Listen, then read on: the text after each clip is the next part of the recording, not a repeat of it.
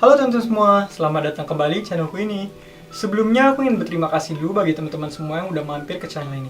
Aku berharap dengan adanya channel ini bisa membantu kita semua untuk lebih sadar akan pentingnya financial literacy atau pentingnya berinvestasi. Semoga video ini bermanfaat, please enjoy the video.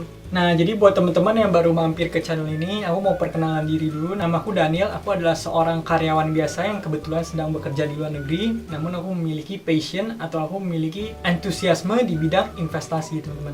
Dimana aku memiliki kebiasaan selalu menginvestasikan sekitar 80% dari penghasilanku untuk aku belikan aset dan aku belikan berbagai macam instrumen keuangan, teman-teman. Nah, jadi saran-saran keuangan dari aku, jangan langsung teman-teman telan-telan mentah-mentah. Teman-teman juga harus menganalisa dulu ya, teman-teman. Jadi apa yang aku katakan ini anggap aja sebagai masukan, karena aku pribadi aku juga bukanlah seorang financial consultant, teman-teman. Bukan konsultan keuangan. Aku hanya seorang karyawan biasa yang memiliki kebiasaan berinvestasi. Pada hari ini kita akan membahas topik mengenai apa sih? Pada hari ini kita akan membahas tentang seberapa penting sih literasi keuangan. Nah, sebelum memulai pembahasan kita, aku akan buka dengan salah satu penelitian dari Marshall Silver, teman-teman. Marshall Silver ini adalah penulis dari buku Passion, Profit, Power. Beliau melakukan suatu penelitian yang sangat menarik, teman-teman. Nah, penelitian itu penelitian mengenai apa sih? Jadi beliau melakukan suatu penelitian tentang uang. Kemudian beliau udah meneliti nih bahwa hasilnya adalah 1% orang terkaya di dunia itu menguasai sekitar 50% dari total uang yang beredar di dunia ini, teman-teman. Jadi bisa bayangin 1% orang terkaya menguasai 50% uang yang beredar di dunia ini. Nah, apa yang terjadi kalau misal 1%-nya itu kita naikkan sedikit, teman-teman? Misalnya jadi 5%. Jadi menurut penelitian beliau, 5% orang terkaya di dunia itu menguasai lebih dari 90% uang yang beredar di dunia ini, teman-teman.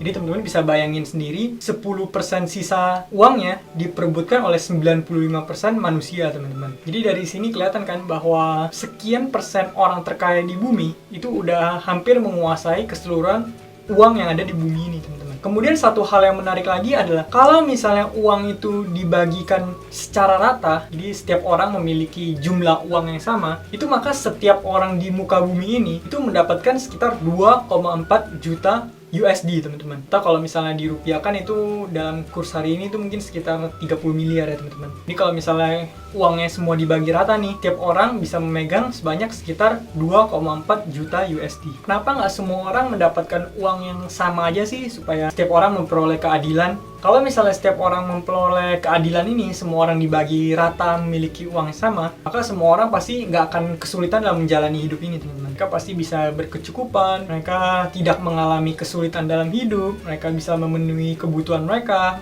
bisa nggak perlu lagi bekerja untuk memenuhi kebutuhan mereka atau demi sesuap nasi. Kemudian mereka juga bisa membiayai semua keluarga mereka. Nah, tapi teman-teman, apa yang terjadi kalau misalnya tiap orang memiliki jumlah uang yang sama? Tiap orang akan memperoleh sekitar 2,4 juta USD. Itu sekitar 30 miliar pada saat video ini dibuat ya, teman-teman. Namun apa yang terjadi kalau misalnya setiap orang punya uang yang sama itu? Setiap orang punya 2,4 juta USD. Ternyata, teman-teman, penelitian membuktikan bahwa dalam 5 tahun keadaan keuangan setiap orang akan kembali ke posisi awalnya, teman-teman. Yang kaya tetap akan menjadi kaya, kemudian yang miskin bakal kembali ke kondisinya lagi ya, yaitu kesulitan uang. Nah, kenapa bisa demikian, teman-teman? Hal ini menunjukkan bahwa untuk menjadi kaya atau tidak, itu bukan masalah kita punya uangnya atau enggak aja ya, teman-teman. Tapi itu juga masalah dari mindset kita. Apakah kita memiliki mindset kaya atau mindset miskin. Jadi seseorang bisa aja miskin namun dia memiliki mindset kaya. Kemudian bisa aja ada orang yang kaya tapi ia punya mindset yang miskin. Jadi punya banyak uang belum tentu memiliki mindset kaya, teman-teman. Dan begitu juga kalau misalnya kita nggak punya uang, kita bukan berarti kita punya mindset miskin. Bisa aja kita misalnya belum punya uang tapi kita punya mindset kaya, nanti dalam jangka panjang kita bisa memperoleh kekayaan juga, teman-teman. Jadi sebenarnya apa sih yang membedakan mindset kaya sama mindset miskin ini? Jadi yang membedakan mindset kaya sama mindset miskin adalah orang yang memiliki mindset kaya, mereka rata-rata menggunakan sebagian besar dari uang mereka itu untuk menghasilkan uang lagi, teman-teman. Jadi uangnya bukan tujuannya untuk konsumtif, membeli sesuatu untuk kepuasan diri. Mungkin itu mereka tahan dulu, tapi mereka mengutamakan investasi atau menghasilkan uang dari uang. Investasi ke bisnis mereka, atau investasi secara aset, atau mungkin mereka juga investasi ke diri mereka sendiri dengan menambah koneksi, menambah wawasan, kos-kosan atau apapun itu. Jadi intinya adalah mereka menggunakan sebagian besar dari uang mereka untuk menghasilkan uang lagi, teman-teman. Jadi bukan untuk di-spend, untuk bersenang-senang atau berfoya-foya. Mereka tidak menggunakan uangnya untuk hanya membeli barang yang tidak perlu atau untuk pamer ke orang, pamer ke sosial media, membeli barang hanya untuk membuat orang lain iri, atau mereka menghamburkan uang tersebut dengan hidup boros atau hidup berfoya-foya. Mereka tidak melakukan hal itu, teman-teman. Itu yang dimiliki oleh mindset kaya, di mana mindset mereka adalah uangnya digunakan untuk menghasilkan uang lagi, ya teman-teman. Itu yang membedakan. Namun ya pada akhirnya kalau misalnya mereka mungkin uangnya udah banyak, udah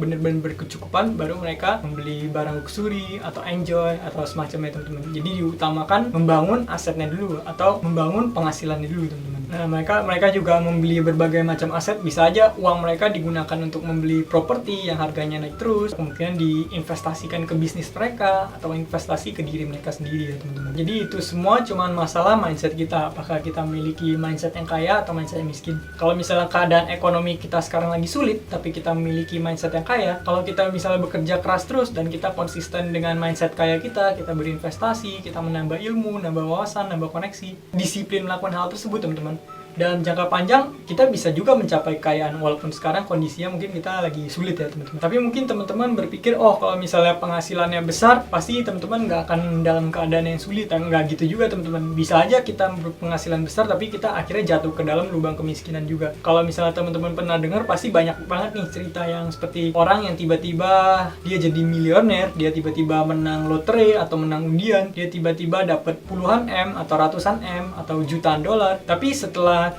tahun atau 5 tahun mereka akhirnya kembali ke kondisi ekonominya seperti di awal, teman-teman, seperti saat mereka belum menang lotre. Nah, hal itu kenapa bisa terjadi demikian? Karena itu mereka belum memiliki yang namanya literasi keuangan. Jadi mereka belum melalui prosesnya, teman-teman.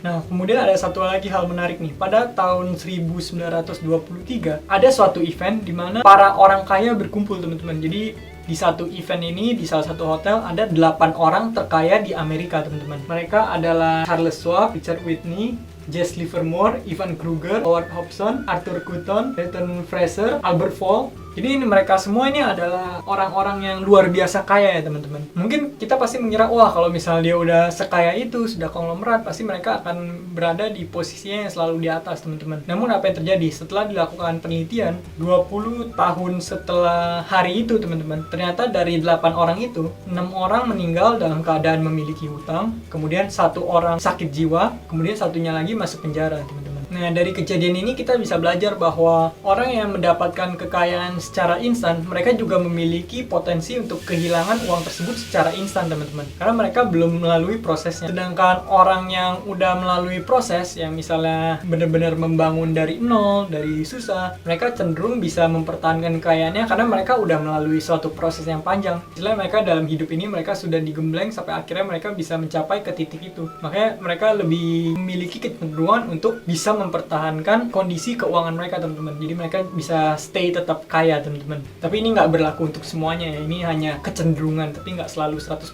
begitu, teman-teman. Nah, jadi teman-teman jangan berkecil hati kalau misalnya kita bukan terlahir di keluarga yang tidak kaya, ya. Jadi kalau misalnya kita terlahir di keluarga yang biasa-biasa aja atau dari ekonomi kelas menengah atau kelas bawah, kita jangan berkecil hati, karena kalau misalnya kita konsisten dalam keuangan kita, nanti dalam jangka panjang kita juga bisa menuai hasilnya, teman-teman. Kalau misalnya orang yang mendapatkan kekayaannya secara instan, mereka memiliki kecenderungan untuk kehilangan kekayaan tersebut secara cepat juga, teman-teman. Jadi kalau misalnya kita nggak terlahir di keluarga kaya, kita membangun kekayaan kita perlahan demi perlahan, itu juga bukan sesuatu yang jelek, ya teman-teman, bukan sesuatu yang buruk, malah itu positif buat kita. Kita lebih memiliki kecenderungan untuk mampu mempertahankan kekayaan tersebut. Kita udah melalui pahit-pahitnya hidup. Ya seperti yang kita ketahui, emang hidup pada akhirnya hidup itu seperti roda. Kita yang terkadang kita di bawah, kita bisa juga mencapai titik atas. Dan begitu juga mereka yang di atas bisa mencapai titik yang bawah, teman-teman. Yang penting kita selalu mempersiapkan diri kita. Karena yang namanya sukses itu pasti di saat kesiapan bertemu dengan kesempatan, teman-teman. Jadi kalau misalnya kita suatu saat nih kita punya kesempatan, namun kita nggak siap, kita juga nggak nggak akan bisa mencapai kesuksesan itu teman-teman. Tapi kalau misalnya kita siap, kesempatan nggak datang, ya setidaknya kita udah mempersiapkan diri. Masalah kesempatan datang atau enggak itu mungkin rezeki masing-masing ya teman-teman. Jadi kalau misalnya suatu saat rezekinya udah datang, kita dapat kesempatan, kita udah menyiapkan diri,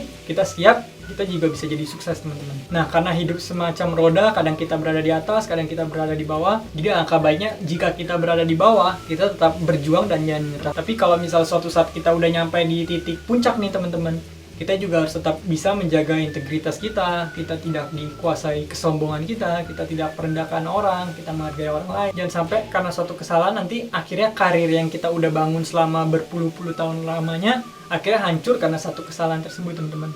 Tapi yang namanya kita manusia, kita pasti nggak luput dari kesalahan. Jadi untuk menutup pembahasan kali ini, aku ingin mengutip salah satu quotes dari Warren Buffett ya teman-teman.